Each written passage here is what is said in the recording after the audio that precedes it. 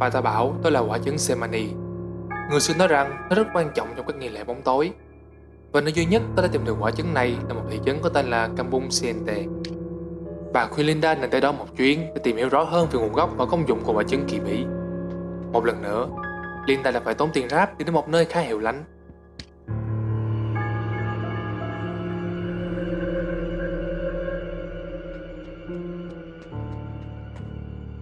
Sau khi hỏi thăm khắp làng thì chỉ có một manh mối duy nhất là phải trèo lên con đo bên ngoài ngôi làng. Ở đó có một người phụ nữ mà dân làng gọi là bà điên vẫn còn đang bán trứng Semani. Tuy nhiên, khi đến được dưới sườn đồi, có một ông già cảnh báo Linda rằng không có ai sống sót quay trở về sau khi đi vào trong đó. Không màng đến lời cảnh báo, Linda chạy lên con đo để tìm người làm bà điên. Chặng đường cũng khá dễ dàng, không hề có một chút khó khăn hay bị quấy rối bởi lũ ma cỏ. Cuối cùng, Linda cũng gặp được một cụ già và lại gần hỏi xem liệu bà có phải là mụ điên bán trứng mà mọi người trong làng nhắc đến hay không. Cụ khá thân thiện và cười đùa rằng lũ người ấy chỉ biết ganh tị vì bà từng kiếm được 3 triệu với những trái trứng đó. Tuy nhiên, giờ bà đã bỏ nghề rồi. Đột nhiên, khi đôi mắt già nua của cụ nhìn kỹ hơn khuôn mặt của Linda, bà ngạc nhiên vì cuối cùng cô bé cũng đã tìm tới bà. Linda bối rối chẳng hiểu bà ta đang nói gì và vì sao bà lại tỏ ra quen biết cô. Cụ mời Linda về nhà của mình để giải thích cho cô mọi việc. Trên đường đi lên một ngọn đồi cao, bà kể rằng tên bà là Nini Tetti. Bà từng là người trông trẻ cho mẹ của Linda. Nguyên nhân khiến bà nhận ra Linda là vì cô có nét đẹp y hệt như người mẹ quá cố của mình. Nghe kể về quá khứ, Linda bắt đầu giảm đi sự cảnh giác và đồng ý ngủ lại một đêm, đồng thời còn giao quả trứng Semani cho bà ta. Bà Nini hứa sẽ kể tiếp sau khi cô thức dậy.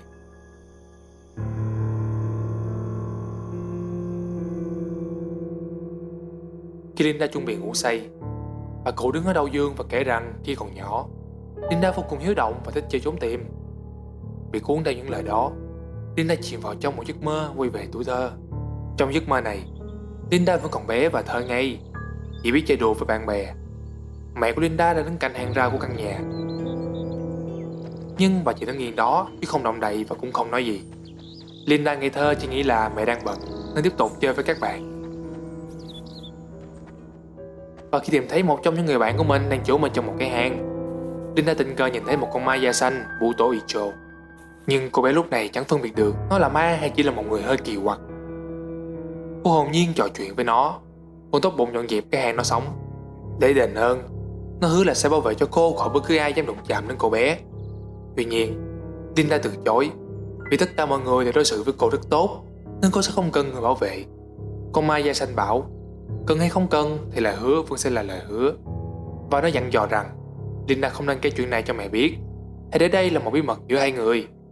Linda hồn nhiên gật gù và trở về nhà. Nhưng nào ngờ, cảnh tượng kinh hoàng đã hiện lên trước mắt. Cả ngôi nhà đang chìm trong biển lửa và mẹ của Linda vẫn còn ở trong đó. Linda giật mình tỉnh giấc giữa đêm khuya và nghe tiếng của bà vang lên từ bên ngoài.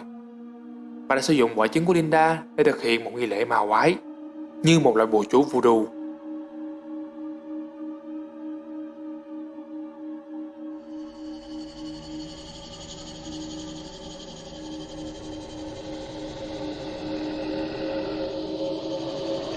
Khi bà đâm cái kim vào trái trứng thì cơ thể Linda cũng đau đớn từ từng phát đâm.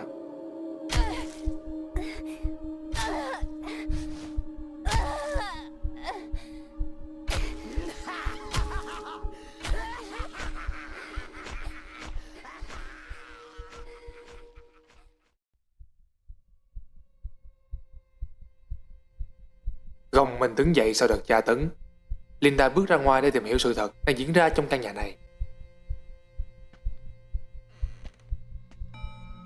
Bà Nini nói, định mệnh thật là tàn nhẫn đối với dòng họ Melinda. Họ là một gia đình tốt bụng. Tại sao họ lại phải gánh chịu số phận đau khổ? Đa số người đời chỉ biết họ chết trong một cơn hỏa hoạn, nhưng ta biết được chân tướng sự thật. Melinda không phải là một gia đình bình thường. Họ đến từ một dòng máu đặc biệt và sở hữu sức mạnh to lớn. Và định luật tự nhiên cũng mang đến cho họ rất nhiều kẻ thù. Vào một đêm, sự ghen tị đã bao trùm lấy những kẻ thù đó và chúng tấn công gia đình của cô. Ta đã ở đó, chỉ tiếc rằng ta không thể làm được gì cả. Ôi ngài Raffi, quý cô Erna, các vị đang cảm thấy nhẹ nhõm. Con của các vị đã về nhà, và sớm thôi, nó sẽ đoàn tụ với các người tại địa ngục. Soon she'll be joining you both in hell. Dứt câu, đầu của bà cụ lìa khỏi thân để lộ nguyên hình là một con ma la xích và bay thẳng cắn vào người Linda. Mọi thứ đã chìm vào bóng tối đối với Linda. Không lẽ đây chính là cái kết? Lũ quỷ gian xảo đã 5 lần 7 lượt tấn công cô. Không có một phạm nhân nào có thể sống sót sau nhiều lần bị hành hạ xác thịt như vậy. Tuy nhiên, cũng như bà cụ nói, Linda Melinda sở hữu một dòng máu đặc biệt. Nhưng trên hết, Linda cũng đã được Lady Red lựa chọn từ rất lâu, trước khi mọi việc bị bà cô Siska làm rối tung lên. Và chính cái yếu tố bất ngờ này giúp cho Linda bảo toàn được tính mạng sau đòn chí tử vừa rồi. Cô rơi vào thế giới Limbo, nơi cô gặp lại Lady Red, hay lúc này tên gọi là Sulung. Mà nữ áo đỏ bảo rằng cô ta có thể giúp Linda, nhưng với một điều kiện là Linda phải chấp nhận vai trò và nghĩa vụ mà cô đã giao lại cho Linda. Điều duy nhất Linda cần phải làm là đi tìm hiểu về cội nguồn của mình, để có thể hiểu rõ hơn về trách nhiệm mà mình đã gánh vác trên vai. Khi Linda đồng ý với lời đề nghị của Sulung, cô ta mở đường cho Linda quay về với thế giới hiện thực, đồng thời kết nối lại mối liên kết giữa hai người. Vì Lady Red hiện giờ chính là Linda, và Linda chính là Keeper of the Dark, người cảnh gác bóng đêm.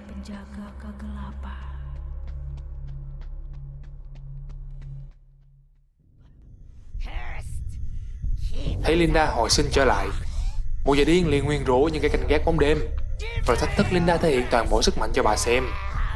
Và thế là một trận đấu khốc liệt giữa vú nuôi và chị đại bắt đầu.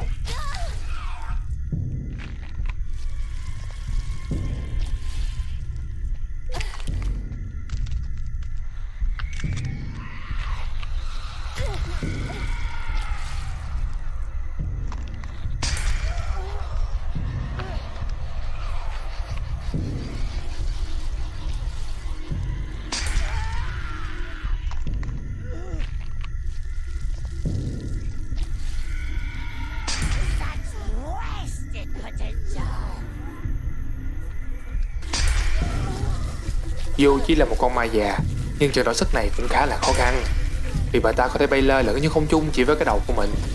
Chưa kể là cái xác vẫn có thể di chuyển để tóm lấy Linda nếu như cô không cẩn thận.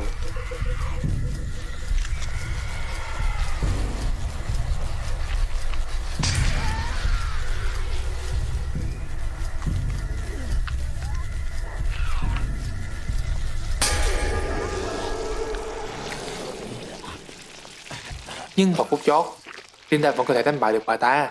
Cô thở phào nhẹ nhõm khi nghĩ rằng mọi rắc rối của đêm nay có lẽ đã chấm dứt. Nhưng một tiếng chuông lục lạc vang lên khiến cho Linda không khỏi bất ngờ. Lại là chú mèo trắng. Làm cách nào mà nó đến được tận đây? Và kỳ lạ hơn là lần này nó manh động hơn những lần trước.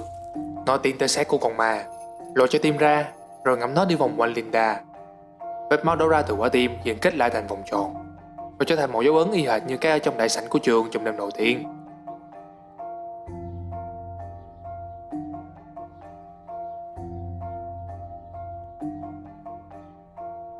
Linda giờ đang đứng ở trọng tâm của cái ấn, ngơ ngác không hiểu chuyện gì đang xảy ra. Bất thình lình, hai bàn tay khổng lồ vươn lên từ lòng đất và kéo cô xuống.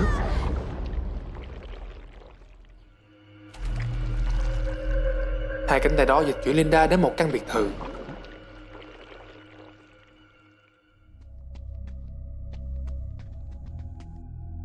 Dựa vào một số manh mối rời rạc để lại trong này, cô bé biết được nơi đây là cửa khẩu mà họ Keeper và Dark chứng giữ tới đợt mãn xạ. Đầu tiên, cô hiểu được rằng Sulung được những người ở đây ca ngợi vì sự hy sinh cao cả của cô ta, và những người thuộc giáo hội đã mất mạng trong công cuộc canh giữ nơi này. Tại tầng trệt của căn biệt thự, Linda phải giải mã một cơ quan bao gồm 3 mảnh ghép để có thể tiến sâu hơn vào bên trong.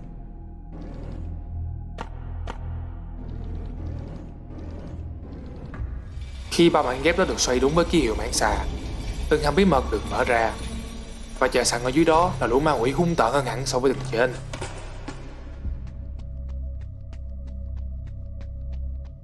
Tại căn phòng trung tâm, Linda thấy được một cột trụ ở giữa căn phòng có 4 lỗ trống để dành riêng cho một nghi lễ nào đó, và bị cột xung quanh cây trụ đó là những người mặc áo đen. Một trong số họ sở hữu một mảnh giấy sáp ghi chép lại những gì mà giáo hội từng truyền bá. Tóm tắt nội dung trong đó thì nó ghi rằng: đừng sợ và hãy kiên nhẫn. Hãy hân hoan vì sẽ có một ngày một đứa trẻ hậu duệ của chúng ta sẽ chấm dứt các nghi lễ hiến tế này. Đây chính là di sản của những người canh gác bóng đêm.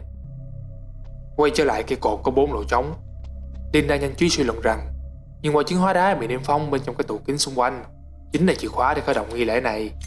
Thế là một cuộc lục tìm bắt đầu. Mọi thứ đều có vẻ suôn sẻ cho đến khi Linda phải đụng độ với một con ba trông ba chuột.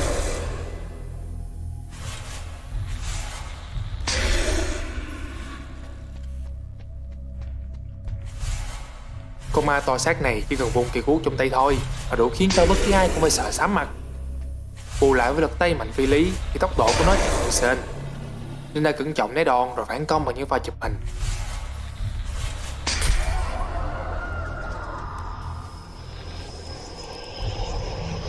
Giải quyết xong con ma này thì Linda cũng đã thu thập xong các quả trứng. Quay trở về nơi tiến hành nghi lễ, Linda đặt 4 quả trứng vào rồi một dị tượng liền xảy ra. Cô bé bị đưa vào thế giới bóng đêm song song với thực tại. Và trước mặt cô thay vì là 4 quả trứng thì lại là một cây dao găm Chris. Gọi là dao găm, chứ độ dài của nó cũng tương đương một cây kiếm. Đây là một loại binh khí truyền thống đặc trưng của người Indo. Tuy có hàng ngon trong tay, nhưng điều đó cũng có nghĩa là chặng đường sắp tới của Linda sẽ rất khó khăn.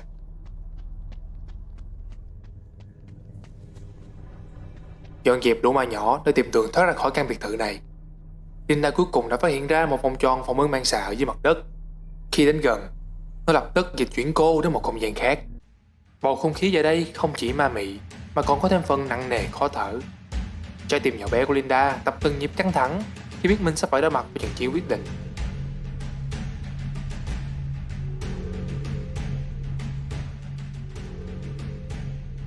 Chờ sẵn ở phía bên kia con đường mòn bị che lấp bởi một bộ xương rắn khổng lồ là một con Renderuo mà cô đã thấy nhiều lần trước đây. Nhưng bây giờ thì không thể trốn tránh nữa. Linda cần phải xử đẹp nó một lần và mãi mãi.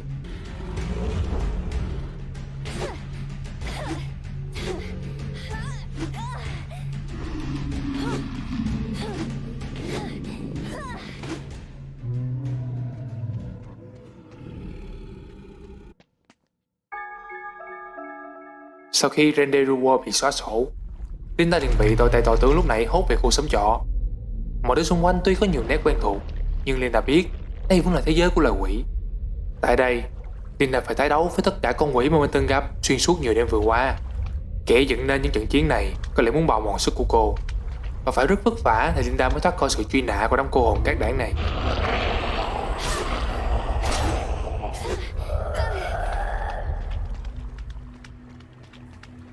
Cô tiến vào một hành lang dẫn đến một cánh cổng được trang trí hoành tráng đầy mảng xà. Và đằng sau cánh cổng ấy chính là nơi Bloron cư ngụ. Bloron chính là con mảng xà mà cô Siska đã cứu ở phần trước. Ả ta chính là kẻ tạo ra cái thế giới song song đầy ám khí này. Và cuối cùng, đây chính là khoảnh khắc quyết định vận mệnh của thế giới loài người. Linda nhất định không thể thất bại. Đầu trận, Bloron xuất hiện dưới hình dáng của một con mắt với cái xúc tu, như lúc xu lung cho Linda thấy trong liệp bồ.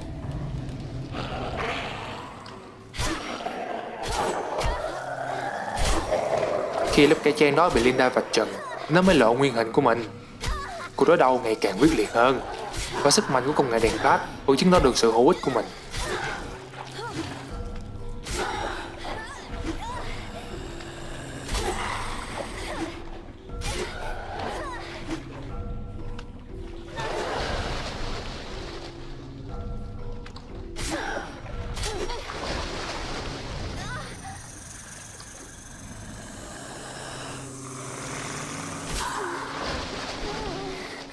Tuy nhiên, Bloron lợi hại hơn hẳn lũ yêu ma Linda từng đụng độ. Ả ta lật ngược tình thế bằng cách cướp lấy và phá hủy luôn cái điện thoại. Với nước đi khôn khéo đó từ phía con xà yêu, Linda gần như đã bị chiếu tướng vì không thể nào đọ sức cháu với một con quái vật.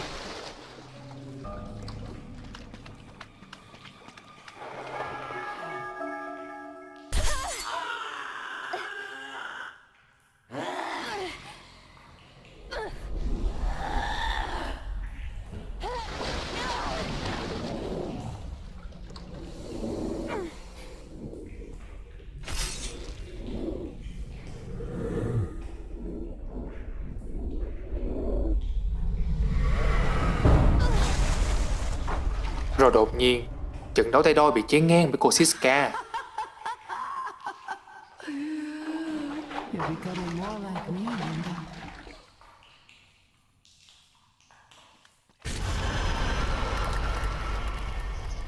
Ron chửi rủa Siska là một kẻ vô ơn phản phúc.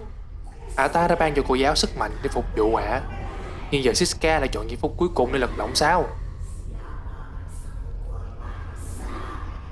Không phí lời với nó, Siska thổi bay màu Ron trong một đòn đánh, khiến cho Linda vừa ngạc nhiên vừa kinh ngạc trước sức mạnh của bà cô giáo.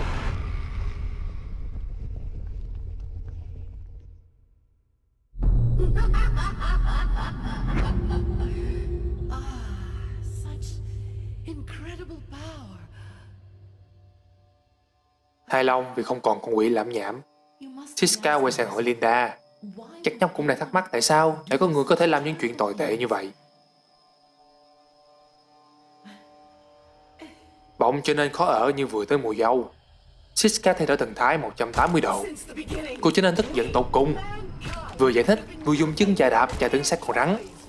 Siska hét lên rằng, kể từ khi có khái niệm thời gian, loài người đã chẳng là gì ngoài những món đồ chơi cho các thế lực hùng mạnh hơn. Bọn chúng săn mồi dựa trên những nỗi sợ hãi, sự lo lắng và áy náy của chúng ta, bắt chúng ta phải cúi đầu và lựa chọn phe phái, rồi phải gọi chúng là thần. Đổi lại, những gì ta nhận được là sự kiềm hãm tiềm năng chân chính của chúng ta, sống một cuộc sống nô lệ gò bó và tràn đầy ước mộng hão huyền. Ta cũng đã từng vui vẻ trong cái cuộc sống vô vị đó, cho đến khi ta hái được quả cấm, đó là kiến thức. Nếu như chúng ta có thể lật đổ tất cả những cái siết chặt ta lại, thì ta sẽ... Nói đến đó thôi thì Siska chợt nhận ra Linda đã bịt chặt tai của mình, không còn hứng thú nghe thêm bất cứ một lời nào. Cô giáo tỏ vẻ thất vọng vì Linda vẫn không thay đổi chút nào so với khoảng thời gian còn là học trò của cô. Lúc nào cũng cứng đầu và không chịu tiếp thu. Siska đành phải tiếp cận Linda, tóm gọn lấy ý đồ của mình trong vài câu ngắn ngủi. Ta muốn thống trị thế giới, và nhóc cũng có thể thống trị thế giới của riêng mình, chỉ cần nhóc nắm tay ta.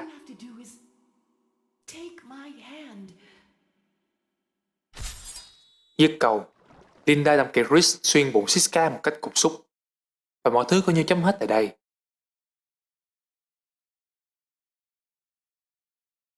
Well.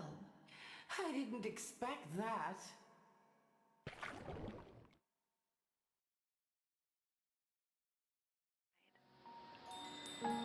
Một cái kết quá lan xẹt phải không nào các anh em? Cô giáo Siska hàm muốn thống trị thế giới, đủ thông minh để đấu trí với Lady in Red, bày ra mưu kế hy sinh các học trò của mình hồi xin Ron, thờ phụng nó để nó ban cho sức mạnh vô đối. Vậy mà giờ chết một cách lãng nhách như vậy. Không lẽ ta không cảm nhận được rằng Linda tha thiết muốn trả thù cho các bạn của mình như thế nào? Có lẽ nhà phát triển cố tình làm vậy để chúng ta tự suy đoán và đưa ra câu trả lời cho riêng bản thân mình. Các anh em có nghĩ đây là cái kết của cô Siska, hay đây là kết thúc mở cho phần game kế tiếp? Hãy comment bên dưới để cùng nhau bàn luận thêm nhé. Và cũng như thường lệ, Maximon sẽ có một video phân tích sau, nên đừng quên like và subscribe để đón xem sớm nhé. Hẹn gặp lại anh em trong video sau.